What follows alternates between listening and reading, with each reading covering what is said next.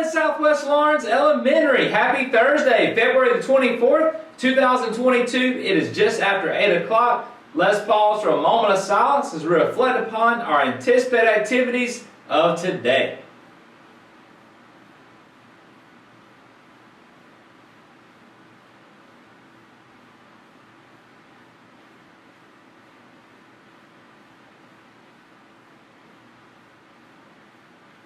Thank you. At this time, we're going to pledge allegiance to our country's flag. So wherever you are, let's stand, salute, and pledge.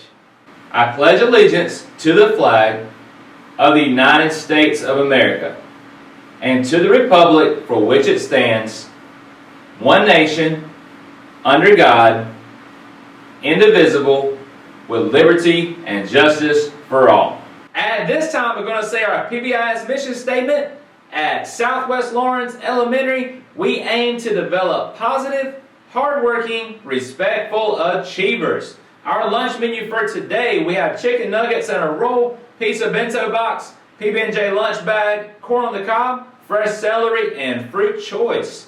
Our birthdays for today, we're celebrating Brenda Benitez Reyes, Christopher Brown, Sawyer Burney, Colton Gundy, and Miss Laura Thomas, one of our 4th grade teachers. So happy birthday, you all. We celebrate with you on today. Now, our word of the month, remember, is compassion. Compassion is remembering to care enough to do something about someone else's need. Now, I want to turn over to our boys and girls in just a moment, but first, I want to talk to you about our word of the week from Mayan Reading Software on the news segment. That is our language this week. Language is our word of the week. Now, English is the world's most widely spoken language. More than 1.5 billion people in America, or excuse me, in the world, are English speakers. However, most of those people use English as their second language. English is recognized as the official language in 67 nations around the world. About 230 million people in the United States are native English speakers, which means America is the largest English-speaking country. Meanwhile, the United Kingdom has about 60 million native English speakers, and in Germany, the official language is German. But children are required to start learning English in school at around 9 years old. Another popular tongue is Mandarin, which is the official language of China. More than 1.1 billion people speak Mandarin. Spanish is also a common language. More than 572 million people speak Spanish. Some languages don't use sounds at all. For example, there's the American Sign Language. About 1 million Americans are deaf. These people cannot hear, but the American Sign Language is a special language that they can see to help them communicate. Also, Braille is a technical language as well. Braille is actually a writing system's alphabet that helps blind people communicate. So if you look around the schools, you look at different room numbers, and if you look at different signs, there are little kind of bumps underneath different numbers and labels around the school. That is Braille. So that helps people that are blind, they can't see, that helps them be able to understand and read things that are in front of them, even though they can't see the words that are there. So, those are our language facts of the day. So, again, our word of the week is language this week. So, if you can speak multiple languages, we would love for you to come to me in the lab or come to me in your rotation, stop me in the hall and talk to me. We love to kind of hear which languages you can speak in our schools. So, it's really cool to find out. But, again, we just want to highlight language this week as our word of the week. Now, at this time, I'm going to turn it over to our boys and girls as they talk to us about compassion. So, I'm going to turn it over to them, and I'll be right back here in just a moment. My name is Trenton, and the way I show compassion is I help my mom clean the house, help my brother find his stuff. My name is Ainsley, and the way I show compassion is by helping my grandma get the groceries in and helping her hold the door open. My name is Kinley, and one way I show compassion is by helping my mom clean dishes and letting people in front of me in line. My name's Alex, and the way I show compassion is cleaning my room when I'm supposed to.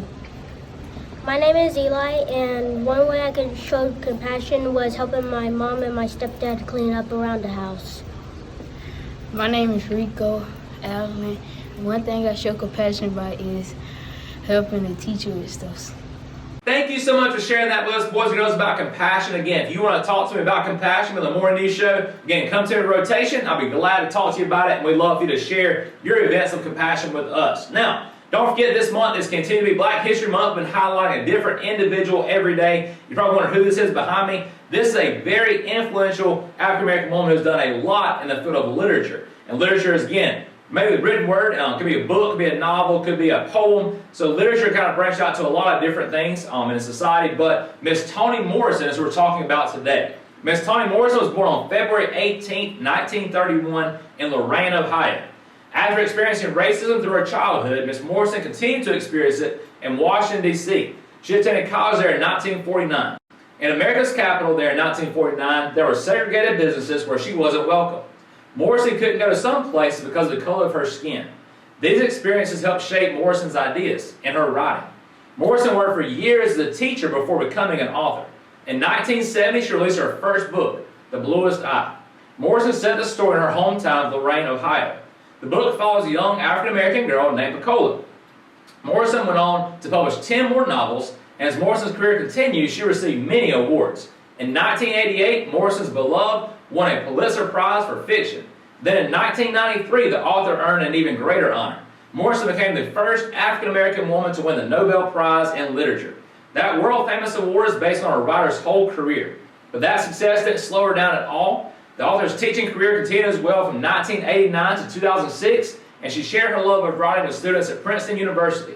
Through all of her work, Morrison aimed to educate and inspire. She gave speeches and shared powerful messages of hope. Morrison once said, "You are your own best thing." She taught about taking on challenges too. She said, if you want to fly, you've got to give up the thing that weighs you down. So again, that is Miss Toni Morrison. Again, that's who's behind me right now. So we want to celebrate her today as our individual Black History Month. And now, don't forget, I want to remind you that tomorrow is Friday, which means we get to celebrate some Raider Pass winners and class trophy winners of the week. So tune in for that. Y'all have a terrific Thursday, and we'll see you right back here tomorrow morning for Friday's announcements. Have a great one.